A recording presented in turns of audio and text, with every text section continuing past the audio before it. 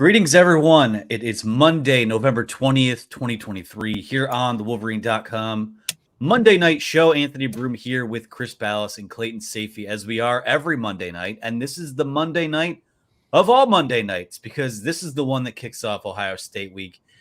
After all of the noise, after all of the lead up to this week, it is finally here, and it looks a lot different than we expected it to, given what's happened the last 4 or 5 weeks. But it is time to kick it off. We talked to Jim Harbaugh on Monday, as well as JJ McCarthy, Blake Corum, and Mikey Sainristil. Also heard from Sharon Moore today as well. So we will discuss all of that here coming up. But fellas, welcome back. Welcome back coming off of the first road trip of the year that all three of us were a part of. So it was good to get out on the road for one last hurrah with the boys before we either have 2 games left to cover or 4, guys.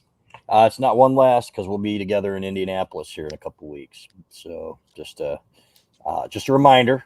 So, but it was great, guys. You know what? They didn't play great. It happens. We've seen that from Ohio State playing Maryland a couple times before Michigan. We saw Michigan, Illinois last year struggle. It's all about winning this time of year, guys. It's not about style points. Just get the W. Move on to the big one. I can't wait for Saturday.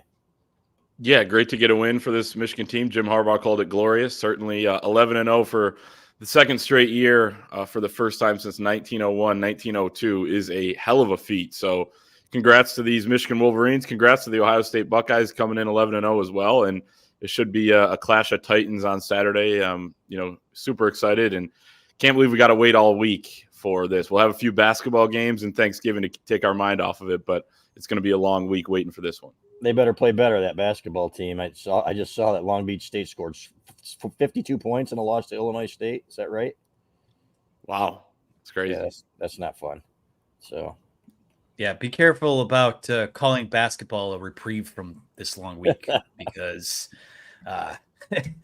that's just we'll see what happens there. Obviously 3 good games before that, but the one was not so great, and maybe we'll get to that if we have time later on. But it is the week of the game. Before we get into the meat and potatoes of this show, though, I want to talk to you about our presenting sponsor tonight.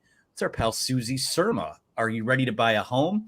This is one of, if not the most expensive purchases you'll ever make. So having a realtor who listens and cares about your needs is crucial. Susie Surma is the right local expert for you. Susie includes a free buyer's consultation to uncover your home buying needs, maximizing experience and efficiency. You can email her today at susie@modusre.com. Let's face it, the market has been challenging for buyers. This is a rough time if you are in the home buying market, but the critical piece that you might be missing is having the right agent, and using a realtor that has that superior knowledge and negotiation skills is a key on closing in on the home of your dreams. So Susie Surma is who you should go with. Not only does she know the Ann Arbor, Detroit area well, she's also a fierce negotiator that is going to get you the best possible setup for your home buying experience. So why not build equity now? Contact Susie Surma to start your customized home search today. You can call Susie at 248-767-5633 or email her at susie@modusre.com. That's SUSIE@MOTUSRE.com. So thank you sincerely to our pal Susie Surma. All right, guys. Well, we did kick off Ohio State week officially, although some would argue the second the clock hit 0 on that Maryland game, attention turns to Ohio State. That's the week before. If you were able to win that game, that's when you celebrate a little bit less and turn the page right away. Michigan, of course, able to get win number 1,000 this weekend. And all eyes are now on Ohio State. We heard from Jim Harbaugh on Monday. Of course, we know he won't be on the sidelines on Saturday, so it's kind of for him getting his little baby birds ready to go, and then you release them on Saturday and see what they're able to do and what they're able to accomplish. But fellas, I mean, I got to tell you, I walked in there was some traffic heading west on I-94 today. It's a few minutes late for today's press conference, so I'm outing myself there. But I walked in on Jim Harbaugh talking about liking his locker rooms in one piece, the same way that you would like to see your mother in a swimming suit. Put that one on the bingo board for something that comes out of Jim Harbaugh's mouth. But what'd you fellas make about what we heard out of Michigan's head coach on Monday afternoon? Of course, also the yearly exodus north for the Ohio State contingent, or a smattering of the Ohio State beat. Someone always gets to wear the crown of having the dumbest question from that beat south of the state line, and we won't crown one publicly, but of course that was always the case as well. So just always a very unique Monday, but the most unique Monday of Ohio State that we've probably covered. Yeah, I think the question was, do you expect to beat them as bad as you beat them the last 2 years or something like that? Yeah, like he's going to go out there and say, yeah, we expect to kick their ass just like we did the last 2 years, But the good news is that a lot of Michigan guys had questions, a lot of Michigan beat writers. So that's number one. Number two, the mom in a one-piece swimsuit thing was a Ted Lasso quote.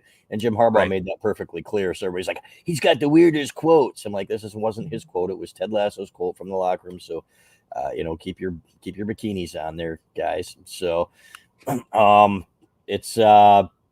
that was that. And it was really an uneventful presser, guys. The last couple of years have been, and that's great. There was the 1 year, I think that I can't remember any time that Jim Harbaugh's given bulletin board material in this press conference, or really anybody, for a while. So they're very careful about what they say. And but I do think that they are confident. I don't think there's any question about it going into this one. They've been pointing to it all year. I really loved Clayton's story with Blake Corum. Blake has not played healthy in this game yet, and he's excited to get out there and show what he can do.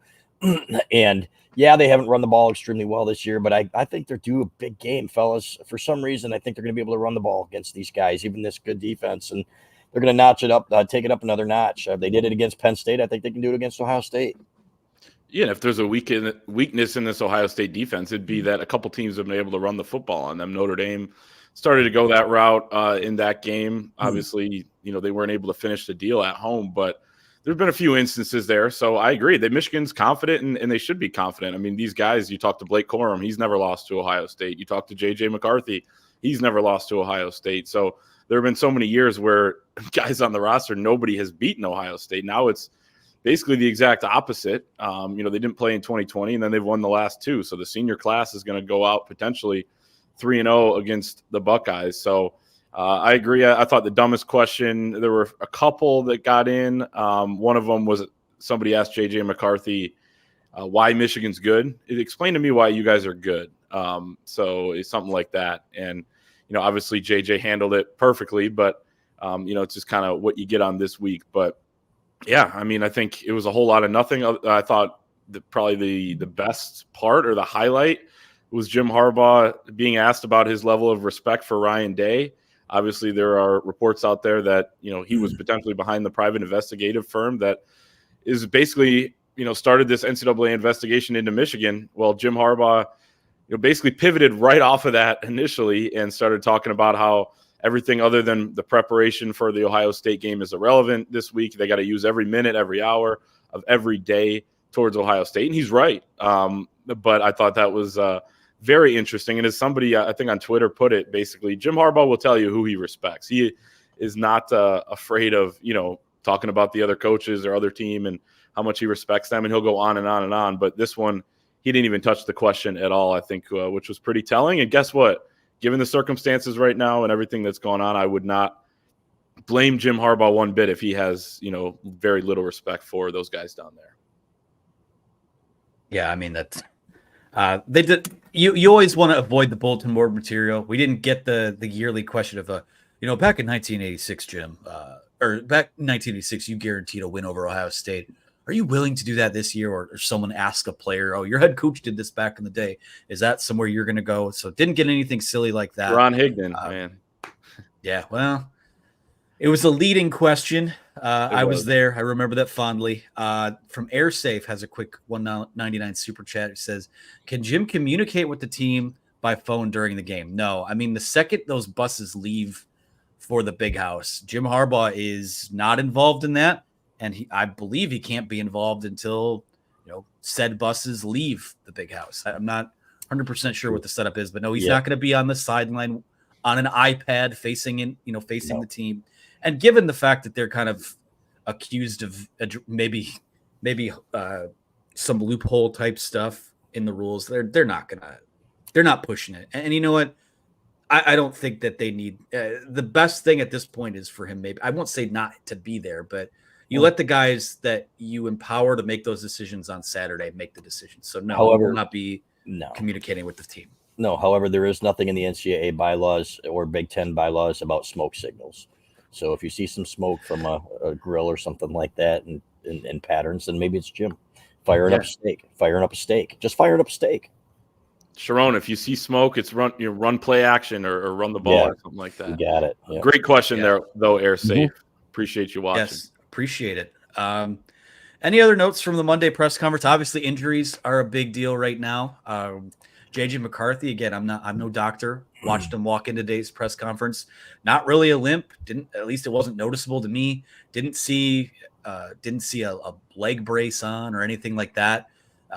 Listen, modern medicine can do some pretty spectacular things. I don't buy the idea that he's totally fine, but seems like a few days off has been good for him. And I think at this point, we kind of assume that he's not going to be 100% going into Saturday, but I think that right now things are trending that he'll be good enough. Yeah, most guys aren't 100% this time of year, and he was banged up. We said that the morning of the game that, there was even a chance that he might not play in that game on Friday night after talking to a bunch of people. At least we figured he would. He wasn't even listed as questionable because he is a Warrior. So this is a kid who is, he's been on the part of two teams now that have beaten Ohio State, and I can tell you could just see it, right? That how badly he wants it on his face to be part of a team that wins 3 in a row. So no, he won't be 100%, but I do think he'll be more mobile. We could see it, guys, in the pregame that he was limping last week. We noticed it, and after the game especially. But Sharon Moore did say that he said he felt better than he had in a couple of weeks. He had banged it up against Penn State. So now, you know what? This is the time where you just let it all hang out. And you know what? You take a handful of Tylenol or whatever, and you go out there and you do the best you can. And they're going to run him. They're going to do whatever it takes to win this game, and he's going to be a big part of it, in my opinion. Yeah, you lay it all on the line. He said that today as well, that you are going to, he's willing to do whatever it takes, like you said, to win this game. And I don't think anything will hold him back. He'll have the adrenaline pumping, as well as maybe, I don't know, shoot him up with something to take the pain away, whatever it is. So you would expect JJ McCarthy, who's a Warrior type of kid, just like Blake Corum, who was up there. You could tell he got stitches a couple weeks ago. I think he was bleeding again after the game on Saturday against Maryland. All these guys right now, Blake's probably not 100%, but he's as healthy as he's been going into one of these in a while. So these guys are going to do everything in their power to come out with this win. And I thought Doug Karsh had a really good comment over on the Wolverine.com with our from the broadcast booth segment that John Borton does every week. That basically every game is like its own child, and the coaches parent differently by the game. And I thought it was a good way to put it. And it's kind of something we've been saying, going into some of these bigger games, leading into Penn State, coming out of the Maryland game. Michigan's going to have a different game plan for Ohio State. They've been focusing on Ohio State at times throughout the year, throughout the offseason. You work on them in fall camp. So they've got some stuff up their sleeve, I would imagine. And, that's makes it kind of easy to move on from the Maryland game, even though it was you still come out with a win. But they're going to have some stuff for JJ McCarthy, I think, to be very, very involved in both the run and the pass game. And they need him to play well to win. They absolutely do. Other injuries of note, again, I think we kind of all know that Michael Baird appears to be fine. I mean, that's going to be one he'll probably, like Chris says, maybe take a handful of Tylenol or shoot him up with something. He's got that AC joint sprain in his shoulder, but doesn't seem like to be a big issue. I think we all expect Ladarius Henderson to be back. That seemed precautionary last week. Roman Wilson seems like he'll be good to go as well. So, I mean, in terms of bodies, Michigan has, again, you knock on wood here on Monday, has avoided the Blake Corum type of injury like they had going into last year's game. But we'll see what happens. Full week of practice ahead. Some of those injuries, we talked to Ladarius Henderson last week, and then he was injured later in the week. So you never know what happens. But again, given that this is a championship game, Big Ten East titles on the line. It's for the right to go play Iowa next weekend in Indianapolis.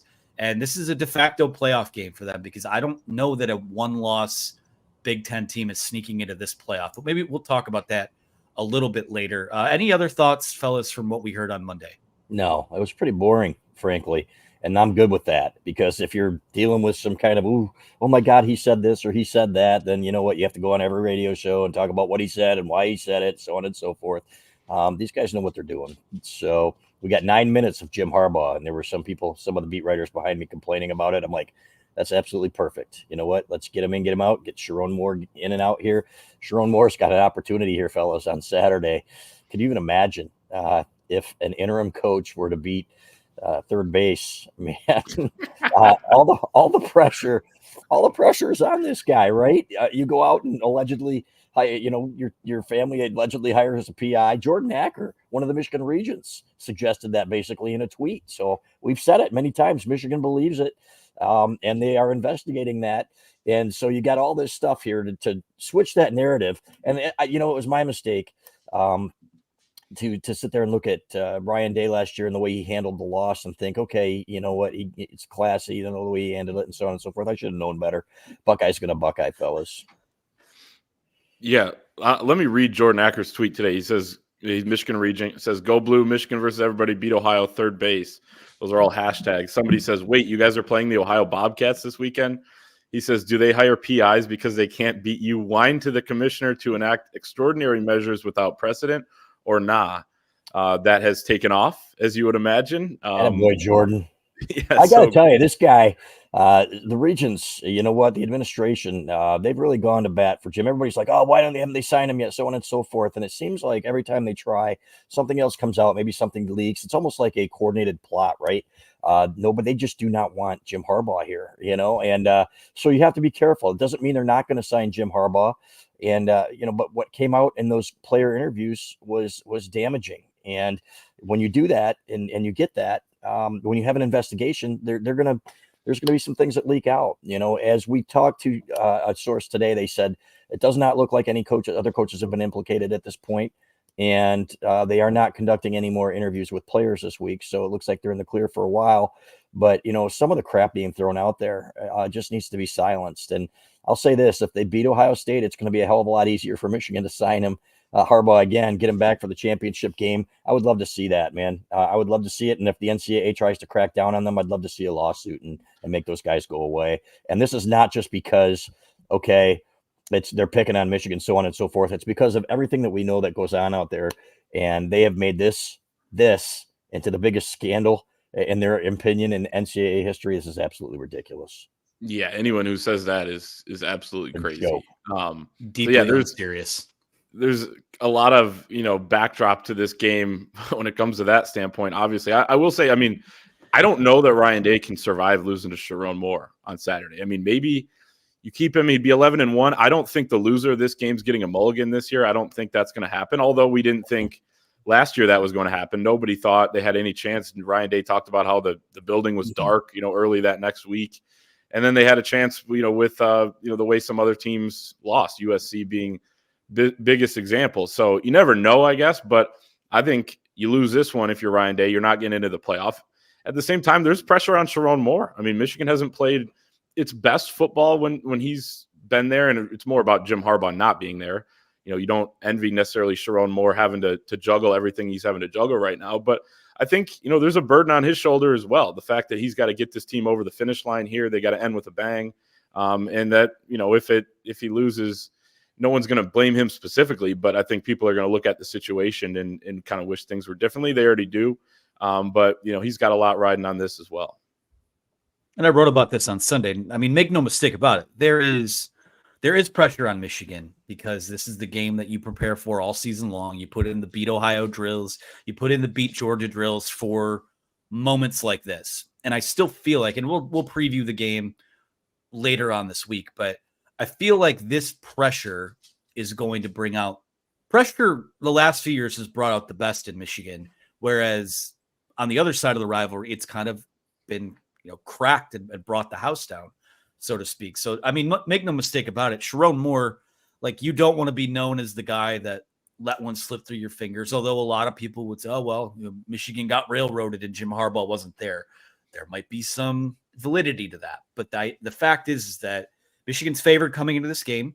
And I do think that, given everything that's gone on still, all of the pressure to me, or the vast majority of it, is on Ryan Day and the Buckeyes, who I wrote about this. A lot of people obviously believe they were at the center of how these allegations against Michigan emerged. And again, right or wrong, doesn't exonerate Michigan if there were rules broken, which we still don't even know if that was really the case either.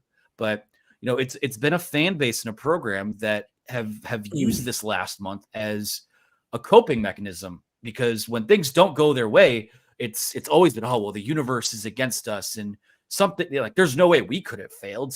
There must have been some extenuating circumstance. And like I said yesterday, I mean, when you flip on the film, Michigan's won the last 2 years due in large part because I think they've had maybe not better players, but players who have stepped up in bigger ways in the big moments.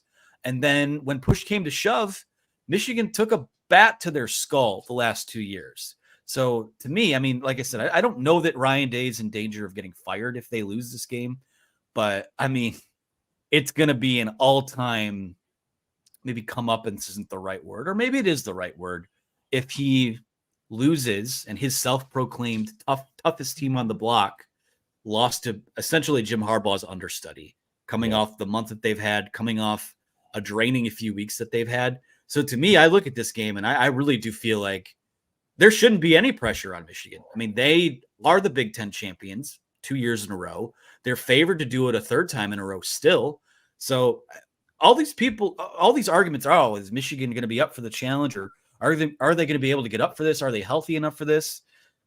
To me, I mean, the shoe's on the other foot. That team has to come up here and play again. And I don't know that that's great news for them. Yeah, and they might send them back to first base, right? So we got a super chat here, guys. I think we need to get to DT. Yeah, let's get to that DT. Here. From Derek Thomas, he says, how realistic is it that Michigan was holding back plays and looks in a closer than expected Maryland game? 100% realistic. They've looked at the last 2 years. They were sequencing plays against Ohio State that they hadn't done all year. If you look, for example, and somebody told me about this today, Josh Gaddis, when he was here, he said in 2021, yeah, this is what you do all year long.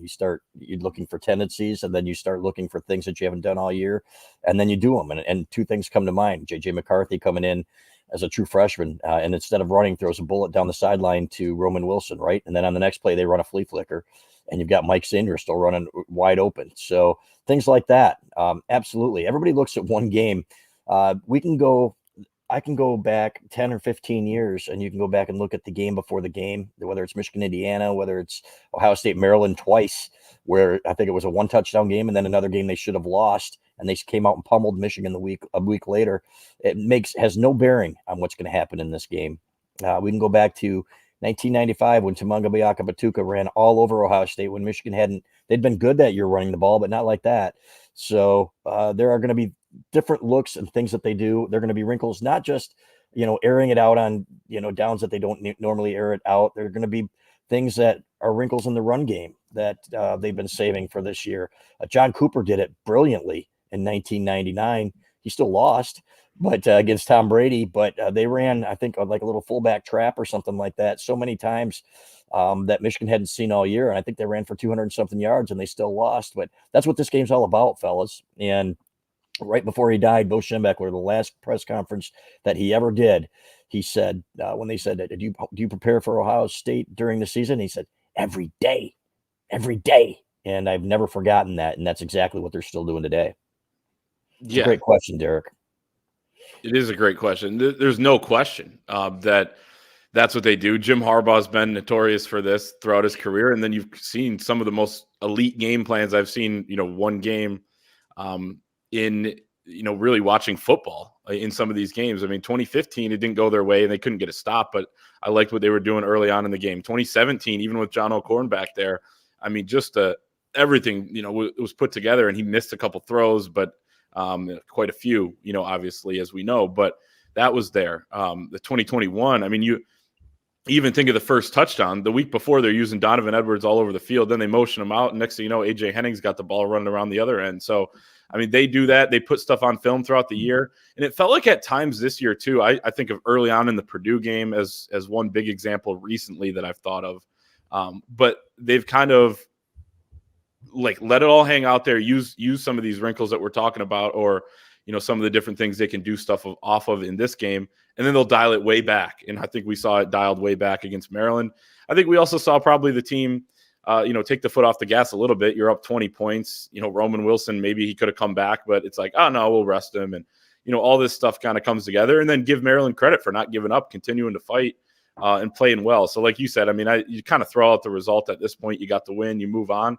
Even if they would have lost that game, it wouldn't have really impacted their chances for the Big Ten championship or the college football playoff as long as you win this weekend. So the only interesting part of that is this year is completely different because you're not going to have your head coach. So that kind of adds an element. Like, was it more about that? And is that what this team is without Harbaugh? Or was it just kind of one of those games? So that's still kind of the lingering question that we won't really know. And even Saturday, we may not find out. But it all comes down to how they come out on Saturday in this game. And it's all forward thinking now. You're not looking back at the rest of the year. Yeah, we talked about this at one point in the car, either Saturday or Sunday, where thank God this game is in Ann Arbor, because if the locations were reversed, I think that might be bigger trouble. But I do think the fact that you're coming off 2 weeks where you've survived everything now. It's 2 straight Fridays where there's been a giant plot twist right before you get on the plane or as you get off the plane. You're away from home. Everything's uncertain. But to be home this week and to have a crowd, I mean, I feel like as special as that crowd was in 2021, I really do think the atmosphere this weekend has a chance to be an all-time Michigan atmosphere. So, better hear some boos, man. Better hear some boos starting at game day. Those guys can get the hell out of town except for Desmond, as far as I'm concerned. We'll see what happens. We have a new advertiser this week, fellas. Our friends over at Factor. This holiday season, you might be looking for nutritious, convenient meals to keep you energized on jam-packed days. We certainly are no strangers to that. A lot of jam-packed days for us over the last several weeks. So check out our friends at Factor, America's #1 ready-to-eat meal delivery service. They can help you fuel up for breakfast, lunch, and dinner with chef-prepared, dietitian-approved, ready-to-eat meals delivered straight to your door. They sent us I got a huge box of meals last week. I've enjoyed a couple of those, a couple smoothies as well. I did have one for dinner tonight. It was the potato leek mash and grilled chicken. Absolutely outstanding. You're going to save time, you're going to eat well, and you're going to stay on track with your healthy lifestyle, all while tackling your holiday to-do list, or in our case, our football to-do list. So skip the stress of meal prep over the holidays with Factor. Choose from 35 plus weekly flavor-packed, fresh, never frozen meals that support a healthy lifestyle and meet your meal preferences, all delivered right to your door and ready to eat in 2 minutes. So there are calorie-conscious options over the holidays as well. Again, most of them, I think everything I was sent was around 500 calories or less. And, you've got your meat, you've got your potatoes, you've got, they're pretty filling. The vegetables are in there as well. And you're able to sort of go in there and customize what you want out of the experience. So head over to factormeals.com/Wolverine50 and use promo code Wolverine50 to get 50% off. That's code Wolverine50 at factormeals.com/Wolverine50 for 50% off. Get Factor and enjoy eating well without the hassle. Simply choose your meals and enjoy fresh, flavor-packed food delivered right to your door. It's ready in just 2 minutes. No prep, no mess. So thank you to Factor for signing on with us. And the stuff is tremendous. I mean, I can't wait. Yeah. So what? God, that's right. My last month has been hell, guys. We've all been chained to our desks, and I've been keeping McDonald's here in business. So it's probably not good for the heart. All right. Well, shout out to our friends at Factor. I want to take this $5 super chat here from Devin Scott. It says, what is the most practical disadvantage of Harbaugh not coaching this game? Is it likely Moore has to make decisions that they didn't plan for? Jim Harbaugh is one of the best coaches in football for a reason, right? And whether it's when he's on the sidelines, he sees things because he's played so much football at every level that other guys don't see. And I remember a few years ago when he said, he's on the sidelines and he goes to the offensive coordinator and says, why don't we start blocking the safety like this? And I think that'll open things up in the run game. And you've seen that from him. So people saying, well, it doesn't matter on game day. It absolutely matters. That's when it matters the most, right? When you're in a chess match here and maybe you're seeing some things and you have to make adjustments. That's what Bo Schembechler and his staff always used to do so brilliantly, Jerry Hanlon, right? And why they've been so good in the second halves of games. That's 100% of the head coach, or not 100%, but a lot of the head coach and a guy that's been playing in so many games. I can't tell you how many times I thought, wow, that's a brilliant wrinkle. And then you go back and you think, okay, whether it's a counter or a misdirection or something that they just adjust slightly to hit a big play. Remember Sione Huma a quick hitter to Sione every now and then when people weren't expecting it. That was Jim Harbaugh. So that's what they're missing, Devin. There's no question about it. And as good as Sharon Moore is, he just doesn't have that same experience. I still think Sharon Moore is a great up-and-coming young coach. And, all this talk about, they didn't look good against Penn State. They did exactly what they needed to do against Penn State. J.J. McCarthy didn't look good. Was he 7 of 8 or something like that? Mm-hmm. He only missed one pass. They didn't need to throw the ball. And but yeah, that's to me where you miss a guy like this, especially in a big game, and a calming presence, and a guy who says he never gets nervous on the sidelines. I would imagine Sharon's a little bit nervous down there, and some of the other guys as well. Yeah, it'd be hard not to be. I'll say 2 areas that kind of stand out, and it's a small sample size, so it's hard to say exactly. And like you said, Chris, kind of that Penn State game, and maybe that was the route to go anyway. And maybe Harbaugh would have kept doing that, just kept running the football, because it was working, and they didn't feel the threat of the Penn State offense. But it does feel like he's been a little bit more conservative play calling on first downs, lack of throws there. And again, JJ was a little dinged up last week too, so it's not all apples to apples here comparison. But it seemed a little more conservative there, a little more conservative on some third down play calls as well. And then the second thing is just kind of, there are some times where he's paying attention to what the defense is doing or whatever.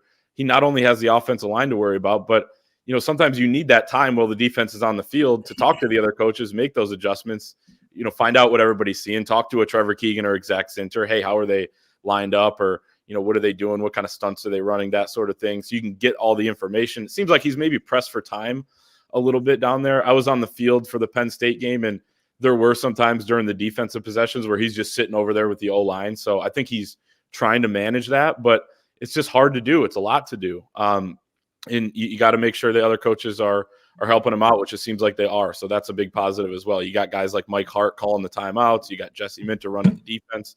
So it's going to be all hands on deck this weekend. You're also down a linebackers coach as well, which hurts. So you just got to, make do with what you have at this point. But I think it definitely is a disadvantage. Competitive the biggest disadvantage, as they would say.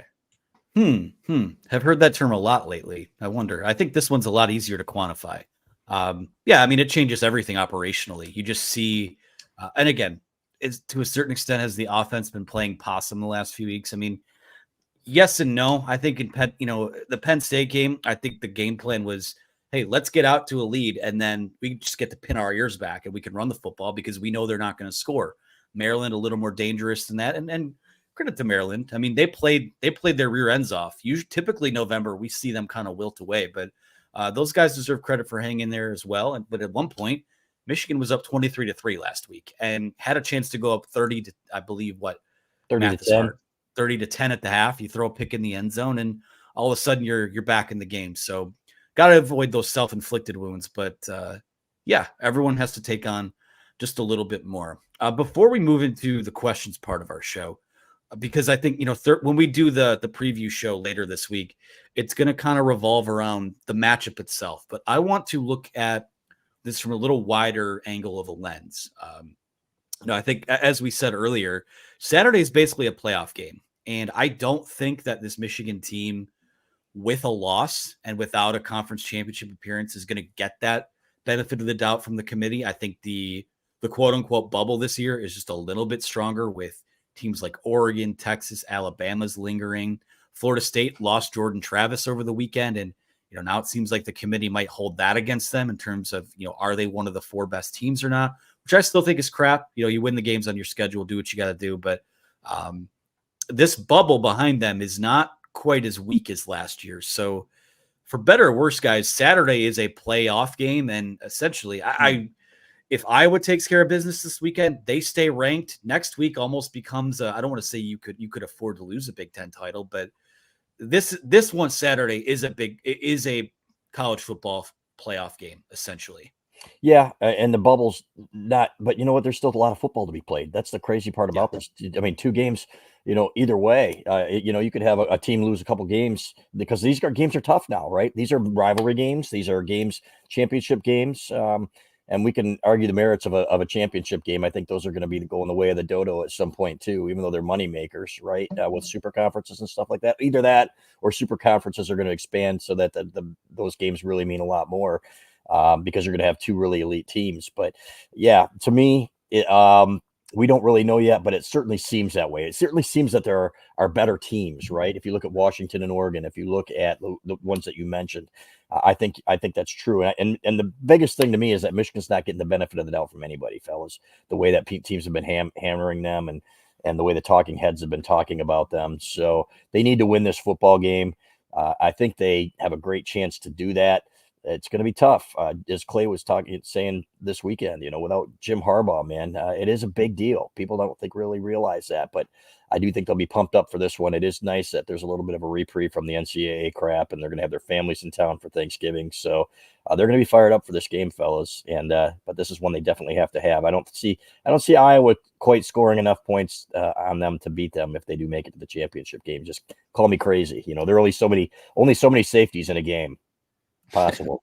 Sometimes 2 safeties in a game, but even then, it's only 4 points. And right. yeah, I mean, it would be an uphill battle. I would be interested to see what the line would be or what it's going to be when it's Iowa against either Michigan or Ohio State next weekend. But yeah, you're right. I mean, we look at it now, and I think there's a small chance that the loser of this game gets in the playoff. But I mean, Oregon could lose to Oregon State on Friday. Washington could lose to Oregon, which would already be eliminated, in the Pac-12 championship. I think a one loss really hurts them there. Florida State, they're getting in if they go undefeated and stay undefeated, but it's going to be hard to stay undefeated the last 2 weeks without Jordan Travis. Alabama could be eliminated by Georgia. Texas is still there, obviously, but they have a loss and they could lose. So there's a chance, but yeah, it's do or die, and that's why we can argue all we want about, does Ryan Day have more pressure or does Michigan have more pressure? I mean, there is like 100% the amount of pressure you could have basically for both teams. Maybe Ryan Day has like the 101, or maybe Michigan's at 99 and Ohio State's at 100. But there's so much pressure. There's so much on the line for this Michigan season as a whole. Take everything else away from it. And that's what makes this so fun. All you can really ask for a lot of the time, going into this week is come in, and if you come into the Ohio State game with a chance to win and move on to Indy. Michigan's been able to have that opportunity, I think 5 of 8 years under Jim Harbaugh that they've played Ohio State, including this one. 6 of 8, you had some sort of mathematical chance coming into the day. You needed some help elsewhere. So they've done a good job of that. In the last 2 years, they've taken advantage, and they're going to need a similar effort. And this one, guys are going to have to be special. The atmosphere is going to have to be special, and I think Michigan's capable of that. For sure. And I think that's the best part about the fact that we do have this 12-team playoff coming is that, there's a lot of football still to play now and a lot of things just sort out on the field. But then when you open the field up and you're just getting more good football games with these stakes on the line, it's going to be a fun time. So wanted to just kind of take a quick look at that. I would assume when the playoff rankings come out tomorrow night, it's going to look like they have. Georgia will be rightfully, I think, at number 1. They're starting to hit their stride and look like Georgia has. Ohio State will be 2. Michigan will be 3. It'll be interesting to see what they do with that 4 spot. I assume it's still going to be Florida State. It'd be a weird precedent to set to lower a team that won, even with its quarterback getting injured. Ohio State in 2014 won a national title with its 3rd-string quarterback. So obviously, it'll be interesting. They seem to change their criteria every year, but yeah, it's a playoff game this weekend. It's going to be a lot of fun to be at, a lot of fun to cover. Fellas, moving to questions. Sound like a good plan? Let's go. Let's do this. This one is from Race Blythe, who says, I think there is a significant issue with Harbaugh out. However, I think at the same time, the players will play the game for him. Also, my concern is the offensive line. How are we looking there? Fair questions. They're going to want to play for him. More than anything, they want to play for them and to beat Ohio State for all of them, right? And so that's what it comes down to. 3 in a row would be epic. It would be fantastic. First time since when, Clay? I think 95 to 97. Is that there right? You go. So the concern is the offensive. Yeah, I think we're all concerned about the offensive line. But the thing is, we've seen Carson Barnhart, for example, not to pick on him, play better than he has. You have to wonder maybe if there's a lingering issue there.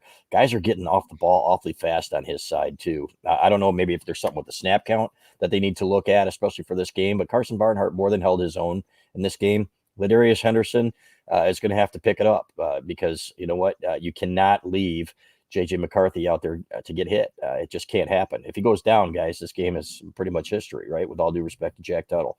So But this is one of those games too where it's a manhood game, as one of my buddies likes to say. I want to see them pushing guys off the ball, and I think it's possible. Again, I really do. I think these guys have another gear. They got to get mean. They got to get nasty. You got Trevor Keegan and Zach Zinter, who are playing their last Ohio State games, fellas, and we know that these guys can move guys. So, to me, it's a huge test for them. But I still feel they have another gear here. Are we a little concerned? Absolutely. And I think it's fair. There's no question about that. Yeah, you got to be a little concerned about, especially the pass protection with this group. Run blocking seems like it's been a little bit better lately, but still not the big holes. I mean, there was last week at Maryland, there were a couple of holes that were kind of there, but like Blake Corum wasn't even, skinny enough to get through them. Like he was kind of getting, even hit by his own guy because it was just such a small hole. So you got to open that up. You got to be able to get to the second level, get the push that you need in this game, be able to wear them down maybe as the game goes on. We saw that last year. I mean, they pivoted early on in that game, their game plan to throw the football. Now you got to be able to protect to do that, especially with some of the deep balls. But I think they're going to get more creative with play action, could neutralize some guys a little bit. Pass rush, use a Samaj Morgan type, in some of the short passing game, that sort of thing. So use everything you have to your advantage, have a great game plan. I think that's going to help out Carson Barnhart and the rest of these guys that have been struggling a little bit. But yeah, it sounds like Ladarius will go, and there'll be all hands on deck there, and Hinton could even be available as well. So you need to make sure you got your bodies there, and it sounds like they will, and then you take your shot. And also protect your signals, fellas. Go to the wristbands, because allegedly Ohio State had Michigan signals last year from Rutgers, and so did Purdue from Ohio State. So there's a little bit of a racket going on there. We've seen that. Hasn't gotten a whole lot of pub in the press, but you know what? When Michigan, that's the thing. When it's happening to Michigan, they just go to wristbands and they say, you know what, it's part of the game. So they aren't looking for excuses. And they've been huddling all year, which is interesting. Absolutely. Yeah. It's funny. Most teams, when they get got, is what the football people call it. They just say, oh shit, well, okay, we'll figure out, go to wristbands, or we'll change a call here. But there seems to be only one school in particular that cries over spilled milk when it comes to that. But we'll see where it goes. Yeah, I certainly think, we talk about the offensive line.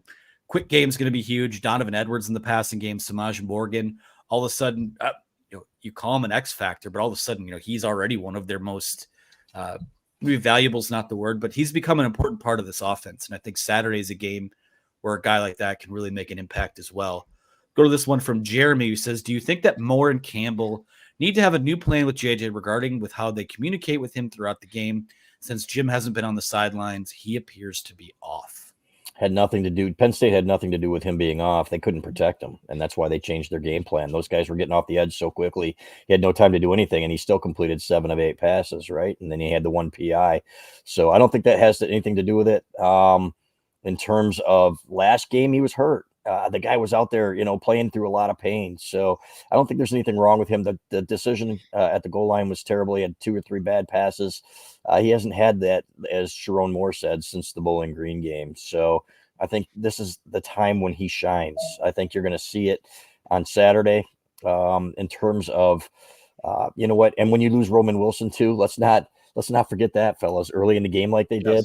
That's huge, because there is nobody else like him on this team. Cornelius Johnson needs to start stepping up, man. The long pass everybody's going to put on JJ. He did not turn his head until the ball was almost right on him. He could have started adjusting to that pass much earlier than he did. You need your 5th-year guy to step up like he did in last year's game. Having Roman Wilson back will be huge, and he will be back. And then the tight ends, guys, to me, are going to be huge in this game coming up too. Long-winded answer to a question. I hope I answered it, but I really don't think J.J. McCarthy is going to be a problem. Yeah, Tyler Morris had a drop in that game too. So I mean, there were plays out there that weren't all just on JJ. I mean, he made a couple questionable decisions, but I mean, that's going to happen throughout the course of a year, and he's been on point in the bigger games, it seems like. So not overly worried about that. I don't really think that the communication is all that different on the sideline than what they were doing when Harbaugh's there. As JJ said today, Jim gives him, a piece of advice here and there, like, it's kind of words in passing as he's coming on the field, off the field, that sort of thing. But he's on the phone with Kurt Campbell, who's up in the box. He's talking to Sharon Moore, in between series and all that anyway, and the rest of the staff members. I mean, he's got JD Johnson with him, it seems like, at all times on the sideline. They got their routine. I don't think it's all that different, but obviously it hurts not to have Harbaugh, but I don't think you'd make any drastic changes. Yeah, the one thing about Cornelius Johnson, who kind of, I don't want to say bullied him last year, but I was player of the week, Sandrell Anthony, right? That was the bit every single week.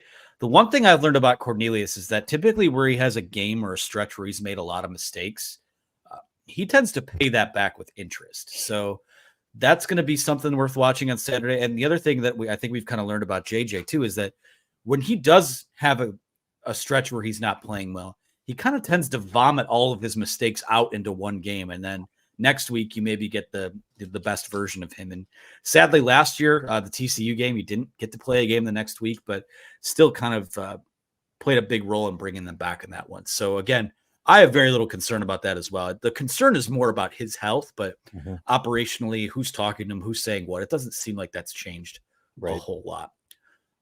Let's go to this one from, speaking of offensive line injuries, Adam Shepardson wants to know, Miles Hinton ruled out, ?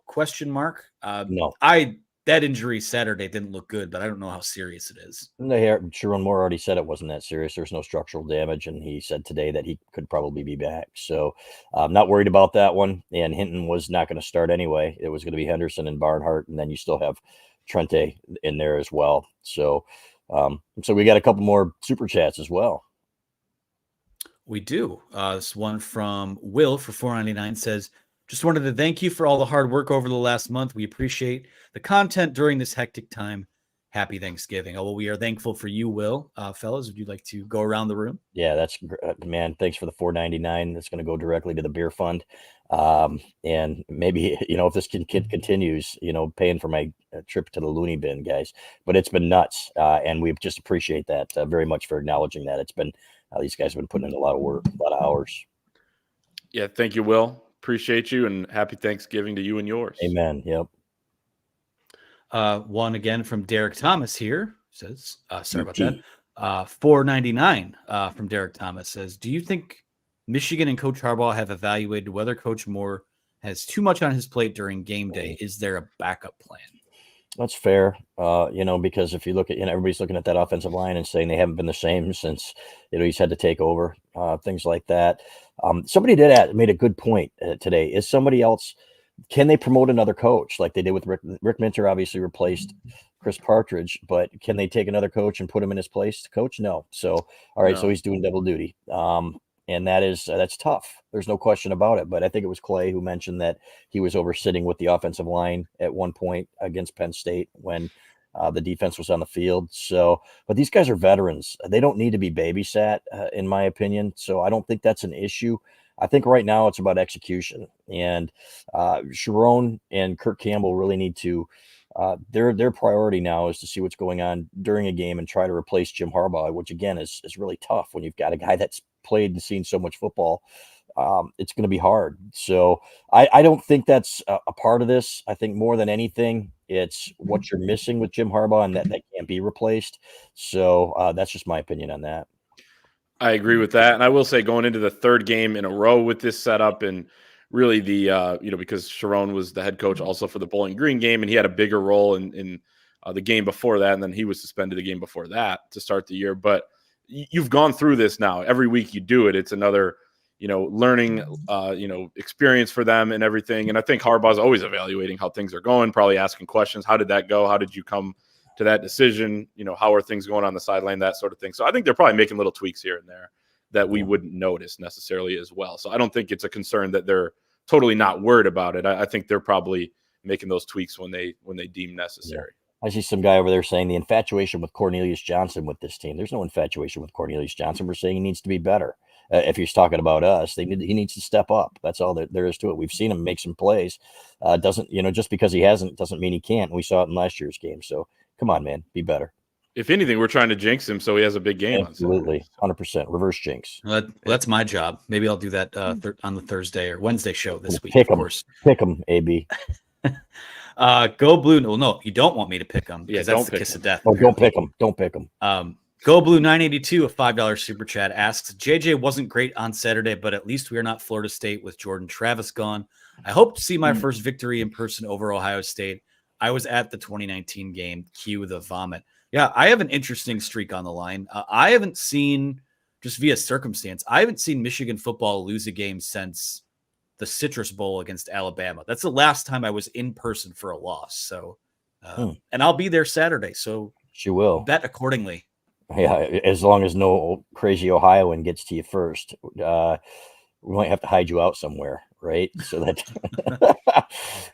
we aren't going to talk about where you live. Take your hat off real quick. And so anyway, no.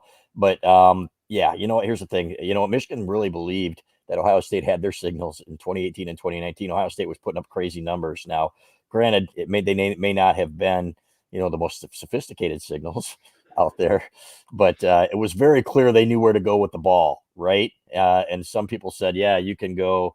They could put the tight end in motion and know what Michigan was doing based on how they responded to that. So I think you'll see a little bit better prepared Michigan defense this time around. So you know what? Here's hoping, brother, that you see a better game on Saturday. I have no question that you will.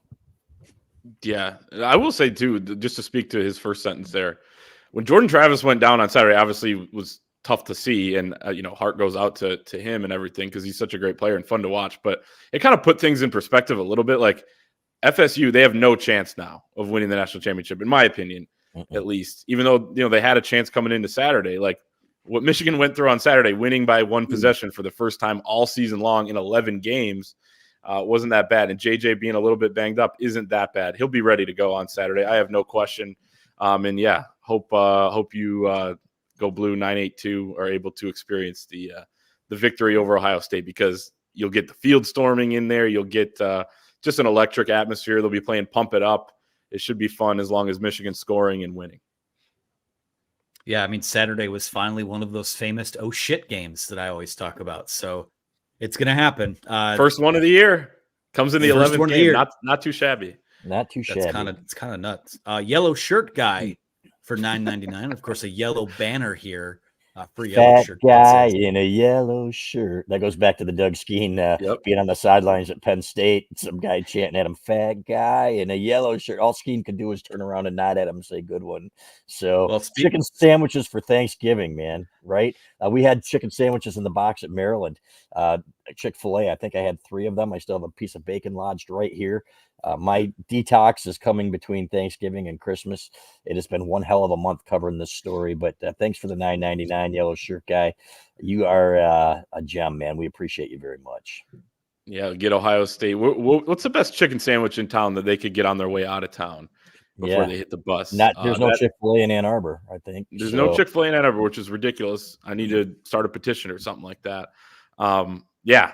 Good, great comment. Appreciate you, yellow shirt guy. Love the moniker there, and keep commenting. We need more of it. Awesome. That's great. I have time for a few more. That's from our buddy Josh Bernberg, who says, best show on YouTube. Shout out Trenton here. Anthony, nice hat. Looking for the West Bloomfield boys to have a big game. Samaj, McCarthy, and Dono. And I think all of that's on the table. Yeah. Trenton, Anthony is not from Trenton. Anthony is from Monroe. Well, Buckeyes. Oh, I'm sorry. Or somewhere else. So anyway, looking for the West Bloomfield boys. Me too, man. I like Samaj. A ton, man. He's got some dog in his game. And those guys have all been great. I'm ready for Donovan Edwards to have a big game in the passing game. That's where I think his strength is. And as somebody said, let's split him out a little bit more, get him and Corum out on the field at the same time. This is the game where you really have to have your guys, play more snaps if they need to, your elite players. That's where you're going to win this ball game. So, man, Michigan Ohio State week, fellas. Hard to believe it's only Monday. I know. I think Donovan, the way they've used him, well, really last week was very vanilla. I think there's more there.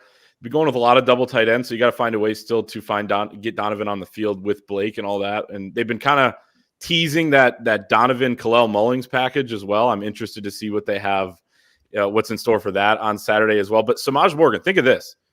Purdue game, that offense was in a complete rut. He gets them out of it with an end-around touchdown. Maryland game, huge touchdown on an end-around as well. This one, 13 yards. So he's been kind of the guy, as Jim Harbaugh says, one of these guys that makes the magic happen when you need it to happen. And Samaj Morgan, easily the MVP out of the freshmen this year on this team. And thank you, Josh, for the question. He's a West Bloomfield guy, I believe, as well, and a fantastic gentleman who follows us over at the Wolverine. Thanks, Josh. Yes, thank you, Josh. GoBlue 982 with a $2 super chat. Is game day at Ann Arbor, U of M should bar them. I think I saw Ferry Field. So if you're someone Not that wants to, Pioneer I like know, they usually are. Interesting. well, Yeah, Fox will be Big at Noon will be Pioneer. at Pioneer. Yeah. So They could put them down. You know what? They should put them in Ypsilanti as far as I'm concerned. And like I said, everybody's saying, oh, boycott them. No, because then you're going to have a bunch of Buckeyes, over there taking over the set. Now just go over there and boo loudly is what I would encourage, with the exception of Desmond. Then you cheer him. But, man, Desmond is the only guy worth watching on that show anymore. Love Des. We're going to take the last one here, close the queue with this question from Ken Thompson, which is, what happens to Ryan Day if he loses to Michigan's offensive coordinator? Well, Ryan, then I think everybody's like, hey, Ryan Day, I think even their fans would say, Ryan Day hired a PI firm to get Jim Harbaugh out, and he still couldn't beat him. He needs to go. I think you see the tide turn against him again, and that's why there's so much pressure on him here. They've changed the narrative with this stupid thing they had to cheat to beat us, which is such a bunch of bullshit. I'm sorry. And last year, this is what people don't realize, and people are not willing to admit and acknowledge, is that last year they changed their signs. They said they knew, so they changed their signs, and they got their asses kicked at home by 22, and it should have been what, Clay? It should have been 29. It was a pity whistle, a scoop and score, a pity whistle, or Michigan hangs 50 on them there, and they freaking had their signs too, according to Michigan. They had a chart, apparently, that they gave to Purdue, that Rutgers and Ohio State gave to Purdue of Michigan signed, and they got their asses kicked. So deal with it. This is a coping mechanism for them. So 3 in a row, you know what? They might say, you know what? Yeah, they might turn right on him and say, okay, we need to get somebody else. Get John Cooper, anybody back here but this guy. That'd be kind of fun to watch. Like I said, I felt bad for him last year. He looked like a beaten man. I don't feel bad for him anymore. Third base, crying Ryan. Yeah, do you go Urban Meyer again? Since he may not take the Michigan State job. I know there was a lot of hope from the Sparties that was going to happen, which was obviously never going to happen. But I mean, you got to have a replacement lined up. Maybe you go Brian Hartline, or I don't know what you do. Obviously, it's an attractive job, certainly. But Ryan Day, man, I think those cheeks would get a lot rosier as he's walking off the field with a third straight loss. I think he would. It would be a tough one to deal with. Go back to Columbus and deal with that fan base. I would not want to be in that position if I were him. But hey, he's put himself in this position, and he's got to deal with it if he loses 3 straight. He gets embarrassed in 3 straight. He's been embarrassed in 2 in a row. Their manhood has been questioned, by the Michigan team, just with the pads and the physicality on the field. So they need to rectify that on Saturday if you're Ohio State. I'll just say this, taking our interests out of it, it's by far the most interesting story if Michigan does beat them with Sharon Moore. And one final question I'd have, and it's not even a question, I just want to know, someone at Michigan who's in charge of sideline passes, what do we got to do to get Lou Holtz down there Saturday? Is there, I mean, tough. Yeah, typically you kind of shut the door to someone from Notre Dame, but just park him there so you could see him on the field. Jim's got a direct line. He came to signing of the Stars.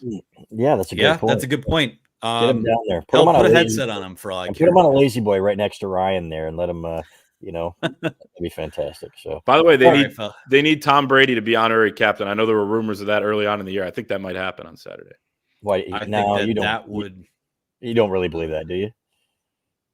Michigan's honorary captain? Yeah, you think Tom will be? Come on, you're just throwing that out there, right? You don't have any intel. That was up on Dave Abloff's video whiteboard behind JJ on the video he did with Fox earlier in the year, and it was a list of all the honorary captains, and you could see like Brady at the bottom. I think they were working on it at least, so we'll see. Wow, interesting. That'd be all right. We got a $20. Are you sure it's not Brady Hope? Yeah, that's true. He always had his best game plan ready to go. Ohio. All right, we got a $20 one real quick from Wolf Gamer, who says, "Thank you for all the great team coverage. I've been feeling like a freeloader so far, so here you go, go blue." Thanks, man. So much. Man, it really does mean the world. I mean, it is you step into a hornet's nest the second you go on social media, or even out into the wild, and people know what your affiliation is. But it's been crazy, and the support has meant the world to us. So we appreciate you guys. Thanks, brother. It's the Wolverine versus the world, but everybody that's for us is for us. So thank you very much. The jive turkeys can go away. That's right. Well, one last one from GoBlue 982. I said it 2 weeks ago. Substitute teacher. Yeah, I mean, we'll see. Yep. We'll see what happens here. But all right, guys, that's going to do it for us. Be sure to like and subscribe to. There's one more super chat. I can't even get through the outro today. We love it. Did you see it? Yeah, we got it here.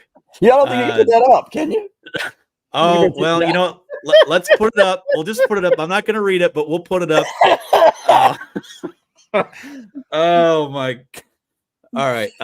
We can't great way to end it. Thank you, George. For the people who can't see it, do we have to say it for the people? You guys are gonna have to check out the video version because I can't. Yeah. I can't read that. I can't read. It's about Paul Feinbaum and a dream about Nick Saban. Just read it, Chris. Read it. I will not read it. No, I can't do that. No, we're not reading that. Be sure to leave if you think that's funny. Leave a like on the video. Subscribe to the YouTube channel. We're off the rails here. We can promo code UM1 over at On3 will get you 2 months of access for $1. That's just for our viewers on YouTube. And if you're listening, go on YouTube and see what we just saw, for God's sakes. And I will say, but I will say, yes, I do believe that is true. Okay, and that's how we'll end it. For Chris Ballas, for Clayton Safey, I'm Anthony Broom. We're thankful for you guys. Happy Feast Week. We will talk to you again to preview the Ohio State game.